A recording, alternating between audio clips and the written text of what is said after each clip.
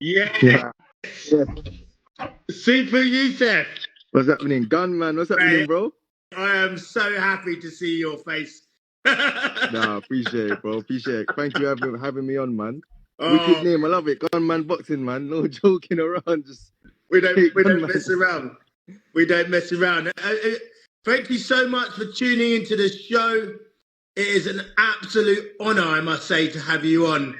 You're an absolute superb operator. For anyone who does not know this guy, this is Youssef Khoumari. He is 17-2 and one draw, an absolute technician, a hard-hitting savage in the ring. It's an absolute honor to have you on the Gunman I Live. want you to introduce me all the time with that kind of intro. No, it's an absolute pleasure. As I said, mate, it's an honor to have great fighters like you on. And this whole show and platform is for great fighters like you to be able to come on and give the fight fans some insight into the fight game and your remarkable journey. So once again, I thank you for coming on. No, I appreciate you having me on, bro. Appreciate it. See Madman in the comments. Big up, man. Yeah, look, mate, everyone's buzzing that you were in here when I announced that you was coming on. Super! That's fantastic. So listen, let's get straight to the big news that the British Board of Control, Boxing Board of Control, have ordered you to fight against Lewis Sylvester for the English lightweight title, I believe, which has to take place, correct me if I'm wrong, before August. Is that correct? Yep, correct. Man, correct. They ordered it in the last circular that come out. Yeah. You know what? It's a big relief for me because it's a position I wanted to be in for a long time. You know, I had a lot of setbacks in my career, close decisions didn't go my way. But I finally feel like I'm in a good position in terms of my career. And believe it or not, I'm on my way to winning my first title, man. I've been pro since 2017. I ain't won a title yet. So me and my manager Steve Goodwin were talking, and my coach Xavier was saying we need to get that. We need to actually tick that off the list, man, and win the first title. So apologies, Sylvester, wherever he is, the belt's coming to me, man. Yeah, mate, I listen. I think all the fight fans are so pleased to see that you get this opportunity. I think you had a draw, didn't you, for a title fight back a few years ago, about 6 or 7 fights back, wasn't it? Due to Liam Dillon, who went on to be British champion and went on to do really well. He had a good 12-round war with Reece Bellotti recently, another one of my previous opponents. But yeah, man. So hopefully finally be able to go and get my hands on a title, man. I need that belt. I need it. I need a strap, man. Yeah, strap season, baby. I love it. The comments coming in, guys. And it's brilliant to see such support. And, you know, you're such a popular figure in the community, but also a wonderful fighter to watch. Like, listen, I'm a boxing purist, and I just love the way you hit so strong with both hands, off of both hands, the head movement off the line. When you're in your flow, it is fantastic to watch. It really is fantastic. So what do you know about Lewis Sylvester? Tell us what you know about this guy. Do you know what? I watched a bit of him before. I know he's a good switch hitter. He's slick. He's classy. He's got good footwork. But you know what? I always find a way. Do you know what I'm saying?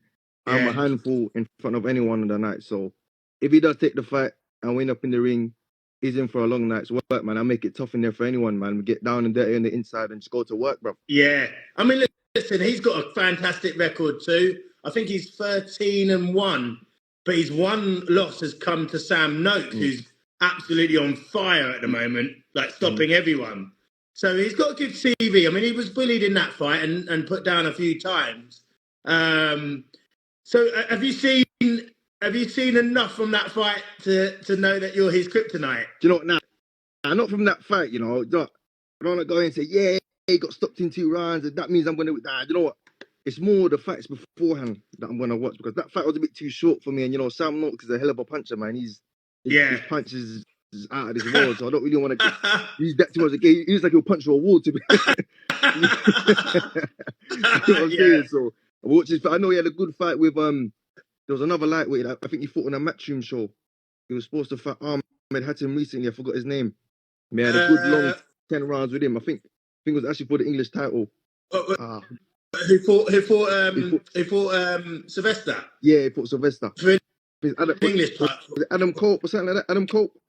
Cope. Yeah, special Adam fighter. Pope. Yeah, Adam Pope. They fought Yeah, in Adam Sheffield. Cole. Yeah, They that's it. fought They in both had a Sheffield. good fight, so Yeah, that was that's them about kind 2 of fights fights there. back, Yeah, wasn't it? yeah, a few fights back. So Couple of 2 fights I'm gonna back. watch Yeah, he them fought. fights. They engage and see, man. But you know what? It's only a matter of time before I get them on the inside, man. And then that's me. That's my game on the inside. You I already know, man. know, The slips, brutal. the roll in the shoulder. These guys can't do it like me, man. Yeah, it's great to see Spartan J in the comments, and we'll come on to him in a moment. I mean, I'm dying to also get him on the show at some point as well, and we'll come Man, on to him a little bit he's the man. in the comments and into the whole Misfits thing as well. Funny enough, I had Foxer G, his old opponent, on last week. He probably won't like me hearing that, saying that, I'm coming but up now. he's gone. Oh, he's gone. No, yeah, but I'd love to get him on as well. But yeah, I was going to say you've really earned your opportunity, for the Sylvester fight. In the last 5 or 6 fights, you fought at the O2, you fought at Wembley, you've been out at York Hall, you've been brucking man up, you've been badding man up, you've absolutely been schooling some fools. Hey, you know Really, the what? last couple of I fights, usually comment on one of my videos, man. You're making me sound like a killer, man. I like it. Mate, if you need a hype man, Hey, you're hired, mate. no, honestly, it's like porn for me. Good boxing, when I see like head off the line, the footwork around your opponents and changing up of the angles like you do, I absolutely love it. Honestly, I can talk about it all day. I'll probably make it sound more exciting than it is, but it's just majestic when I watch that. Some of your clips and footage. I really enjoy the way you fight. Can we talk a bit about your gym and your team? So, what gym do you fight out of? I train with Xavier Miller at the IQ Boxing Club in Neasden, and yeah, man, we've got a good tight knit sort of team. It's more like a family. We're all together. We all support each other. From the pros, the amateurs, everyone in the gym, man. We all look after each other. And we've got a good stable. We're around a lot of good guys. Jesse Brandon's in the gym. K Prosper, someone I look up to. Wow. Yeah, the list goes on. We've got a guy from it. His He's name's just taken Luigi. on. He's just taken on. I think he's just taken on really good fighter who I'm good friends with. Is I think Emmanuel Zion. Yeah, Emmanuel's down in the gym now as well. Yeah, he's a good wicked stuff, fighter. man. It's still Yeah, good. he's And a really good it's fighter. good to be around a lot of hungry boxers that have a lot of ambition. Because I feel like when you're around, you become what you're around. If you're around a bunch of lazy guys, you become lazy.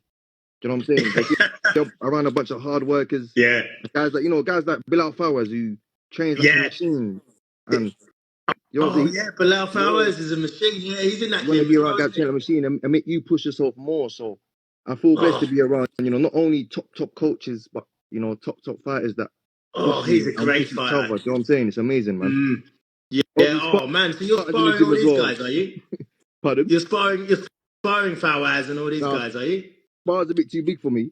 It's a bit too heavy for me. But in and around the gym, we all like spar each other if we're in there on the same weights. So, but yeah, He's probably boy, isn't he? if Zav ever released the gym footage, man, you see some real pay-per-view rounds in that place. Oh, I can imagine. Oh, I can imagine because there's some savages you just named. Oh, Yeah. mate, Fawaz, I really rate him. I think he's doing really good. He's doing good things. You're doing superb things. Like I said, Emmanuel's just joined. Isn't Dylan White been in with him as well, hasn't he? He was in and around before as well. So we've had a lot of good names come in the gym, man, and there's always a good buzz in the gym, man, which I like. There's always a good positive vibe in there. Yeah, And, lovely. everyone's sort of working towards something, Brilliant. Which I like, man.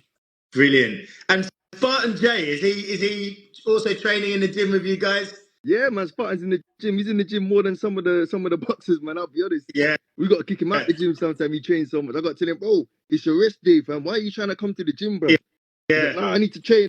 I'm like, brother, you're gonna overwork yourself. He's like, nah, I need to train. So, but he's a pleasure to train because a lot of the times when you train someone, it takes a lot out of you to motivate them. Yeah, what you have to do is motivate them. Come to the gym. Come, it's tiring. But with him, it's the opposite. You got to keep him away from the gym because he's there too much. I need to ask him. I need to find out how do I get a body like that. He's That's gonna why tell you I need to calisthenics, know. man. I The need to pull get ups. the secret. Yeah. He's gonna. Do you know what they say? They say black don't crack though. So us guys we're all like, we all look I good. say the Most of the time genetics. anyway. We all look good. We all look good. But yeah, no. So how do you feel about the whole misfits thing? Because I know I'm just coming a little bit off topic here, but just while we're on the whole Spartan J thing, so there's brilliant fighters like yourself who could probably take out 2 or 3 misfits guys in one sitting. Yet a guy with a blue tick and a shitload of followers who's probably been on EastEnders can come in and be main event at an O2 show ahead of a really good amateur or really, like a 5-fight pro. How does that sit with you? Do you just because a lot of purists in boxing, as you can understand, don't like that.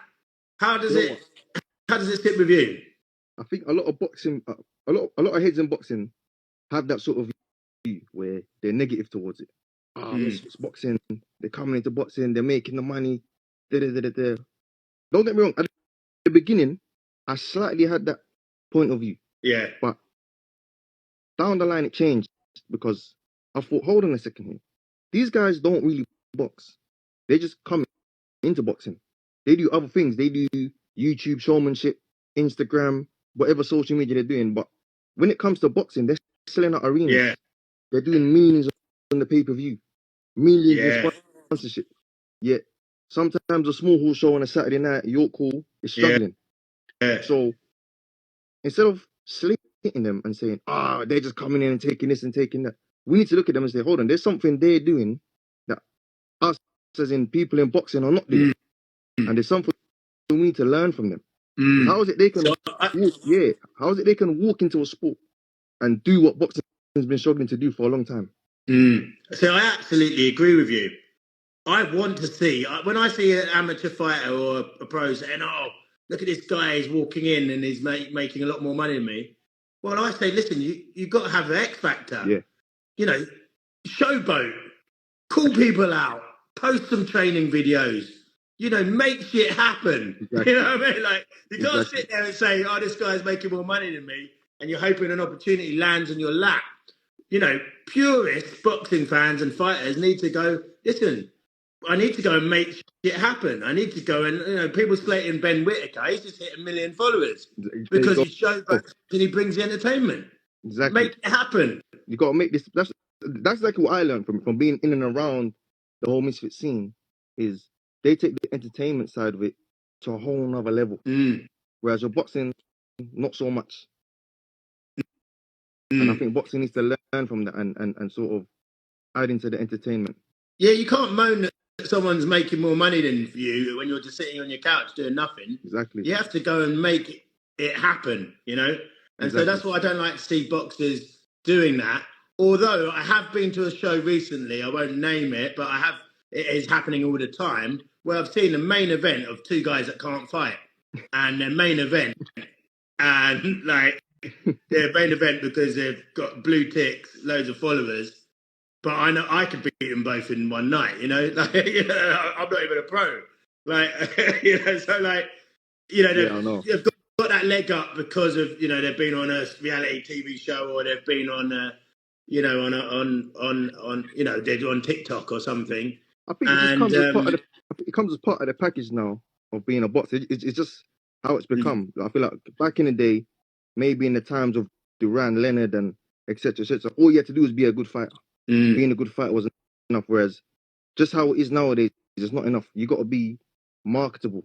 You got to market your. You got to market yourself. Like Jay just put a comment in there. He's helped me with my marketing on social media. My followers shot up. You know what I'm saying? Just from listening to him and learning. just listen and learn. Yeah, Yeah, you've got to absolutely. be more than just being a good boxer nowadays is not enough. You need to be the social media guy, the showman. Yeah, yeah, You need the guy with all the charisma at the press conference. yeah. You need to sell, basically. Yeah, 100%. I'm all down for it. This is the Yeah, man. entertainment game. Your That's it. title is prize fighter. Fight. Show business You with know blood, right? what I mean? Your job title is prize fighter. Go get the prizes. That's it, man. You know what I mean? That's what you want. That's what you want to see. So let's just talk about your amateur career then. So, because I know nothing about your amateur career, and so for the people that don't know too much about your amateur career, how many amateur fights did you have? Were you a natural? Nah, my mate's killing me in the comments. My mate Matt's killing me. Sorry. What's he saying? But Let me just he's have a calling look. me a hooligan and stuff. The famous Fulham hooligan. He's killing me. Let's talk about your amateur career then. So, how many fights did you have? I had 40 fights as an amateur. Ooh. It doesn't correlate to how many years I was amateur, because I was amateur over 10 years. Yeah. But there was a lot of years where I didn't get match, etc. Such stuff was going on. So I only had 40 fights as an amateur. I won 30 of them. Only? Yeah. I believe I should have been a lot more. I should have. Only? Where do you have time to have 40 fights? No. I thought I should have had more, but you know, I won the Southern Area title. I think at the time when I was doing belts, so I won the Southern Area title as an amateur. Yeah. I won the London ABAs as a junior. I think I won the Northwest Divs as a senior. Oh, The wow. Haringey Box Cup. So I had a long amateur career. Lovely. I did enjoy the amateur boxing. I enjoyed the fact that it's a pure sport where there's really no business involved. Your coach says you're fighting on Saturday, you get your bag, you go. You can go with 100 people, you go with one person, you're gonna fight. Do you know what I'm saying? Yeah. Win, lose, you have your fight, and then you probably go out and fight again next week. But you know, the transition to pros, there's a lot of business. There's, you know, how many tickets are you selling? You know, purses, eliminators, all these. You know what I'm saying? Promoters. Yeah. Too many belts. Too many promoters. What belt you going for? What route you going down? Whereas after boxing, just boom, you're fighting on Saturday. There you go. Wherever it is. And that's what I used to enjoy about amateur boxing.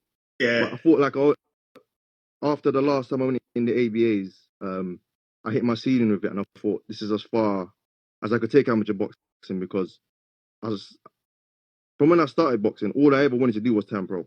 Yeah. I wasn't really too interested in the Olympics. I mean, if I had a chance to go Olympics, don't get me wrong, I'm going, right? Yeah. But it weren't really something I really wanted to do like that. I always wanted to turn pro. Yeah. I always used to watch pro boxing. What was on my TV was pro boxing.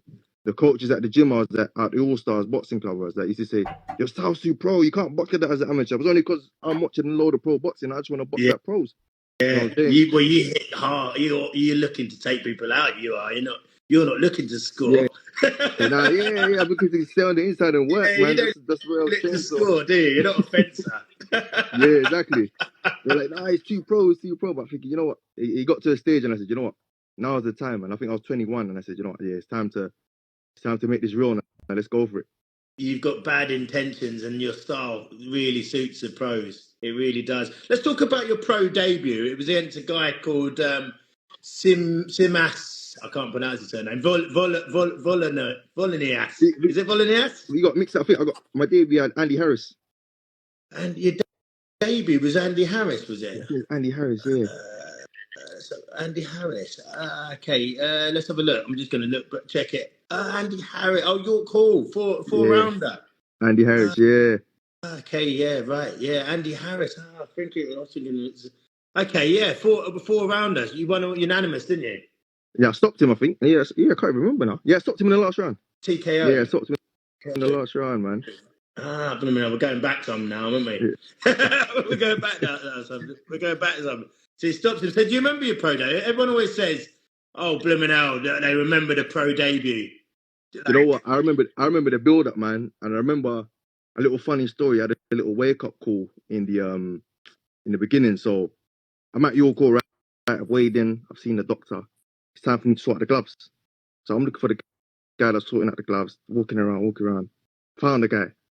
I go, listen, man, I need the gloves. I'm on fight number, whatever number I was. I'm on this fight. He just takes some gloves out the bag and shoves them in my chest. He goes, here's your gloves. I've turned away, looked at the gloves. I've put my hand in it. There's no padding in the glove whatsoever. Oh, really? I'm used to the amateur gloves these times. The amateur gloves got lower the padding, puffy. Like pillow. These gloves got nothing in it. On top of that, they've all got claret on them. Look like they've been used about 100 rounds. So I've turned to the guy. I've gone, listen, mate, what are these? Are you sure these are the gloves we're using? He's going, yeah. What do you want? Like, what's the problem? Take the gloves or don't fight. What do you want? So I've gone, you know what? Let me take these to my coach. She will know, innit? Took him to my coach. I said, coach, look at these gloves. Are they a bit? Are you sure these are all right to fight in? And he's going, yeah. What? This is the real deal now. What do you think this is? This ain't 16 ounce sparring. This is 8 ounce fight gloves. So that's when I sort of realized when I'm watching boxing on the telly sometimes and people are getting dropped from just jabs. Yeah. People getting dropped from, they're just getting touched to the body and they're dropping and rolling on the floor. Now I understand why. Yeah. Them gloves aren't the same gloves I'm sparring with.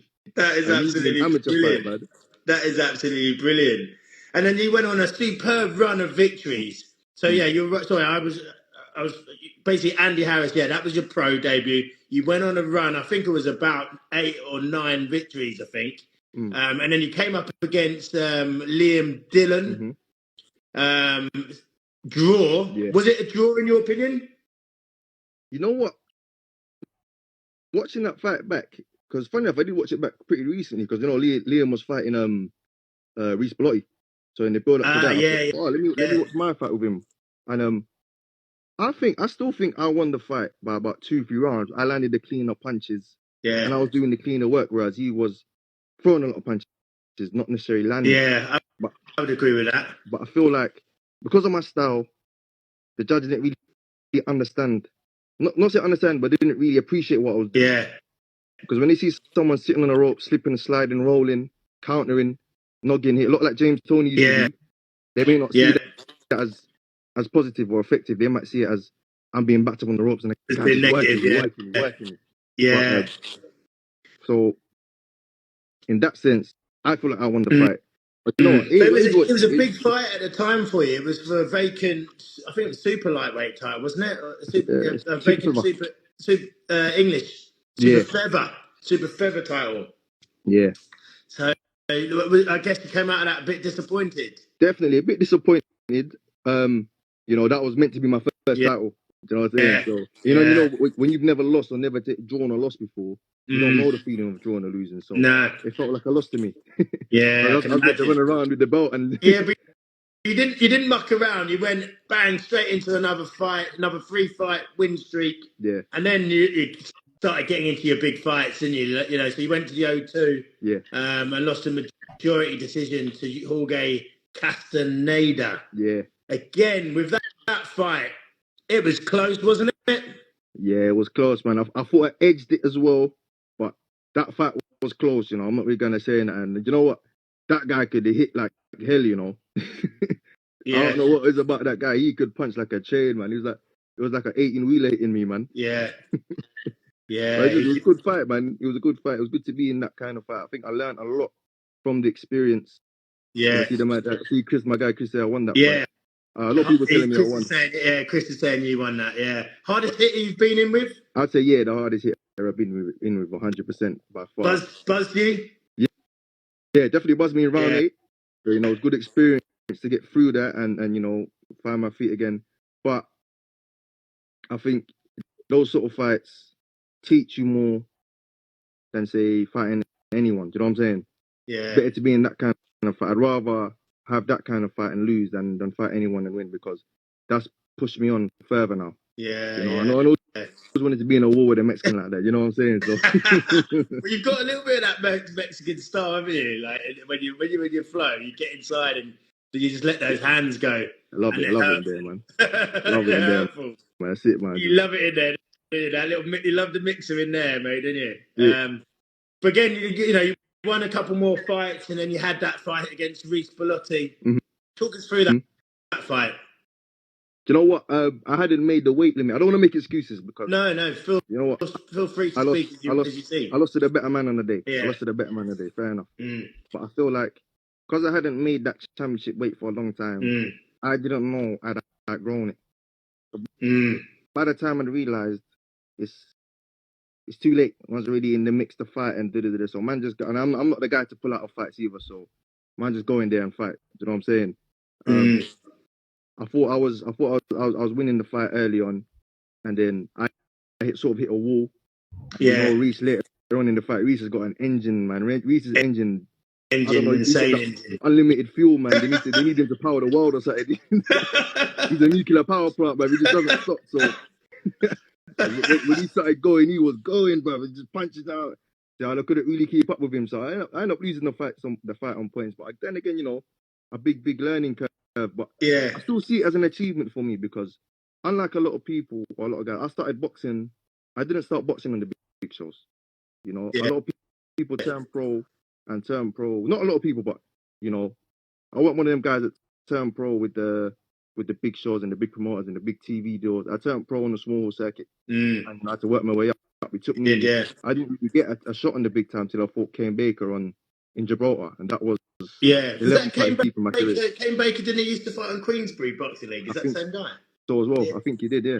Yeah, he fought on Queensbury Boxing League. I've seen him fight a couple of times. Yeah, Well, yeah, that's a good win though, because yeah. he's not bad.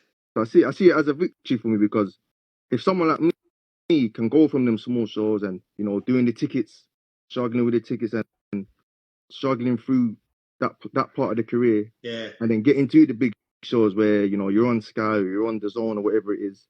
You know what I'm saying? Yeah.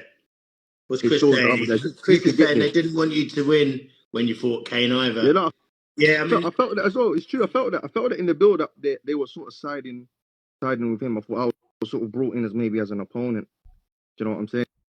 oh really? You felt that it was almost set up for him because he had a big sort of what's the right word? He had a bit of a hype train behind him a little bit. I mean, he'd lost a few at Queensbury level, but I think maybe I can understand what you're saying there. I think that's fair to say, you know, because sometimes you're brought in and you feel that they're expected to win. Was it on? Yeah, Was you a definitely. weight fighter in that one? I was in the home corner, but I got the gist like I was the away fighter, to be honest. Yeah, you just in feeling that. the week in the build up, because it was COVID and they flew us out to Gibraltar for the whole week. Just being around the whole setup and how they were speaking about me in interviews compared to him and etc. etc. That's why I sort of got the gist that, you know, maybe You they're not. felt that, yeah. Yeah. I mean, at the time, I didn't really know. At the time, I just thought, you know, it's maybe because they know him and they don't know me. But obviously, having been around it a lot more, I understand now it was more because they were sided to him. But you know what? It is what because it is. they knew him. He was quite well known on the circuit. You know, that's what I guess I'm trying to say. Yeah. He was quite well known because of the Queensbury. You know, Queensbury was quite big, wasn't it, at the time? And he'd been on matching before. I think he beat a few prospects on the way to fighting me as well. Maybe just before fighting me, he beat somebody. So, but you know, if it's just boxing, and you know, like the saying goes in boxing, to be the guy, you got to beat the guy. Yeah. Right. So you broke him up in round 5 rounds, wasn't it? Yeah, 5 rounds. Yeah. I stopped him in 5 rounds. But the Kane's a warrior, man. You see, someone like Kane, he's a lesson to everyone, because the guy don't give up, man. Yeah. But what was with the gum shield spitting out in that fight? A lot of people think I was knocking at his gum shield, but I don't think that's what it is. I think he just had a gum shield. It out for time, was he? Or? Nah, I think he just didn't fit properly. A lot of people were taking the piss in that, you know. But oh, really? I think people were just taking the piss. I honestly think the gum shield, it just didn't fit him. Oh, right. It wasn't spitting it out to buy minutes, buy seconds. Yeah. No, it wasn't that. I honestly think it wasn't that, you know. Oh, really? That's interesting. It's true what Chris is saying there, you know. When they say to be the guy, you got to beat the guy, right?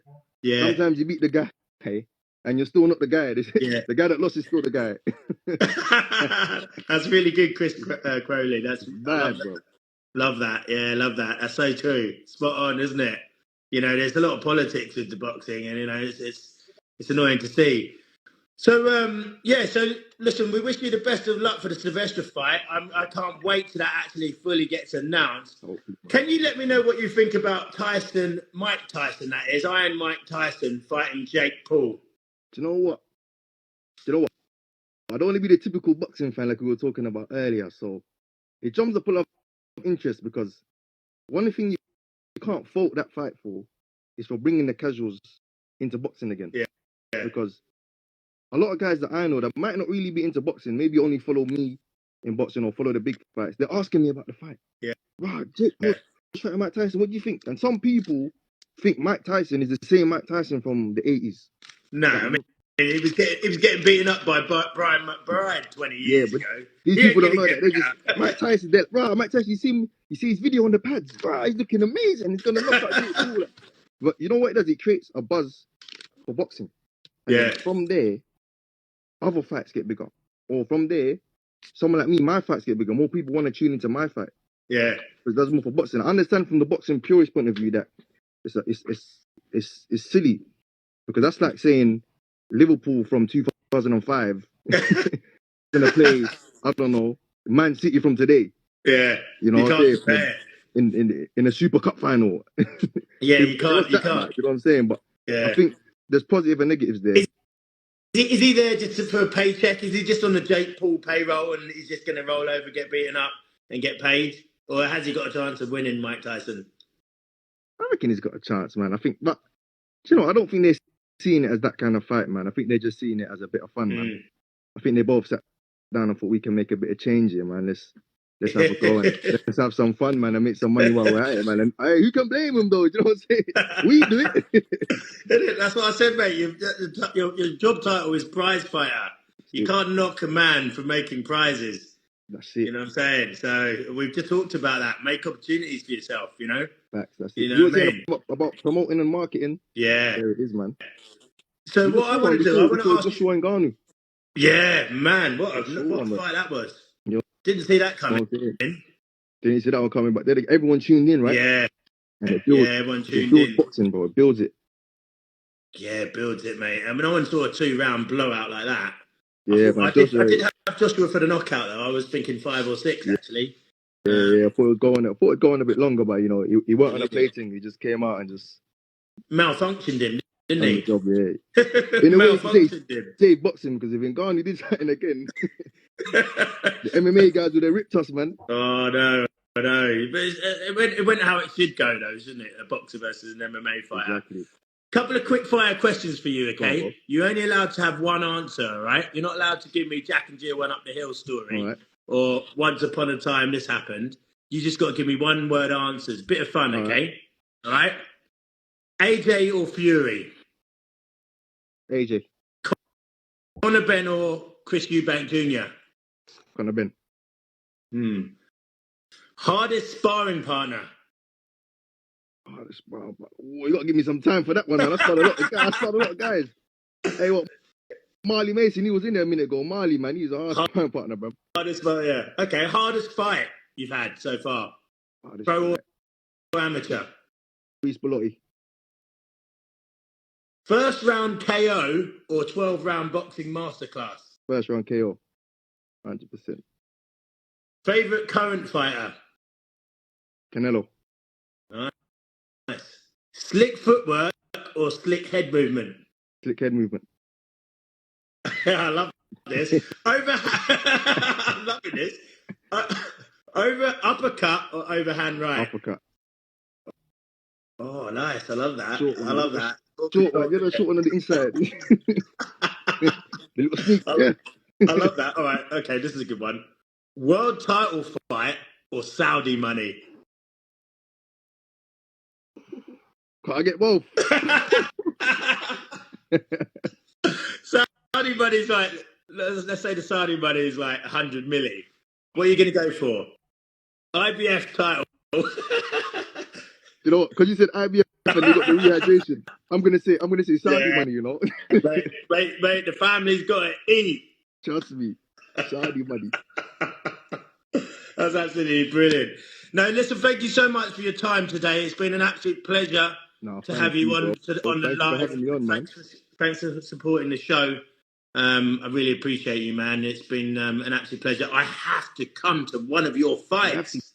Bro, I have if we get the title fight, you got to be there, man. Mate, you have to link me up a ticket. I don't even mind paying. I'm going to get to the front because I don't You're announcing my ring walk, man. With the, I'm coming out with the mic. Yeah, with the way you made me feel like, I was thinking, I mind this guy, bro. No, I'm actually lovely. I'd love to come and watch you fight, and I think I have to get ringside to one of your there's definitely that title fight, that English title fight. If that's announced, I'm gonna do my very best to make sure that I'm there. And for anyone who's not following this guy, make sure you are following this guy. He's an incredible fighter, a really top guy to go with it as well. And if you're not following me, follow my show as well. I'm going to be interviewing more fighters. I'd love to get Spartan J on. Have to get him on. He'll come on. Yeah, he's got a credible story, and he does, man. He does. Yeah, he's got an incredible story. And also, I just, like I said, all that calisthenics, I think you call it. Yeah. God, I could do some training on that. That is unreal, that stuff. It's just so stuff, good to watch. And human flag. He does all the human flag and the one arm. Oh, it's unbelievable to watch, isn't it? Yeah, man, it's good stuff. Good. It's proper good Can stuff. you do any of that thing? Nah, I can just about do push-ups, man. I leave that to him, man. Let's have but You do a human flag, mate. It'll end up like rupturing something, wouldn't you? Saying, man, I just leave it. I just stick with the boxing and the sparring. I'm good, man. All the weights and all the pulling up, nah, man. That's not for me, man. That's Shout out to all my true. people that joined in as well, man. I got to shout out people because, you know, I'm someone that's boxed. Been fortunate to have boxed. Like I said earlier, I boxed from the small shows. I've gone up to boxing on the O2 and all these. And yeah, huge respect to you, man. You've done it the hard way. And then now, for a bit, you know, like for example, I boxed at the O2. Then on my next show, I boxed in Dunstable in a conference center. Yeah, and my people still came boxed up. in Spain. You boxed in Spain. My people came up to Spain. So, you know, shout out to my people for tuning in and coming out and supporting me, no matter where the show is. You know, it means they create a mad atmosphere. You know, when I thought, you know, atmosphere was so good in my last fight, yeah. In between the rounds, when they were playing the music, I think they were playing Sweet Caroline in between the rounds. I think it was between round 4 and 5. I sat down on the chair, I'm thinking, I want to be up there with them, not living it up, man. I want to be down here killing myself in the fight. I want to be up there, man. Sweet, Carol. You know what I'm saying? They're having a good time up there in your cool, man. It's absolutely lovely to hear that, though, you know. And do you know what? I've got massive respect that you've spent time, A, coming on this show to speak to your fans, and B, that you've just, you know, bigged them up. Because without fans, we're nothing. Yeah. No one tunes into this show. No one does it. If no one goes to your fights, you don't go anywhere. You know, without the fans, none of us are anything in this sport. And so it's really good that you've taken time to recognise them and spend time and communicate with them and thank them even, you know. And a lot of people don't do that. And so it's, you know, it's really refreshing to see, you know, you really appreciate the people that have supported you from the very, very start. It's absolutely fantastic to see. Have you got a final message for Luis Sylvester? So listen, man, I'm on smoke. I'm not on a play thing. I'm here to fight. If we make the fight happen, I'm not on chasing you around the ring and all that crap. Let's stand in the middle and have a war and give the fans what they want to see, man. Let's not bore them and put them to sleep like you like to do, bro. Let's have a fight, man. Come on, man. Yeah. Leave your track shoes at home. Bring your boxing boots and let's fight. Yeah, brilliant.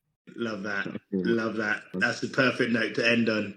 Thank you, everyone, for tuning in. Super Youssef, I really want to get to that fight. I'm hoping I stay in touch with you, and I really hope this isn't the last time that you come on the show. It'd be great to have you on again. Let's stay in touch, man. Absolutely, my man. And I'm coming to watch some sparring at that gym as well. Hey, anytime, you know. Anytime, man. Hit me up. I'm coming, mate. I'm coming. Thank you so much. Respect you. Respect to you, man. Take it easy. Easy, champ. Bye-bye, mate.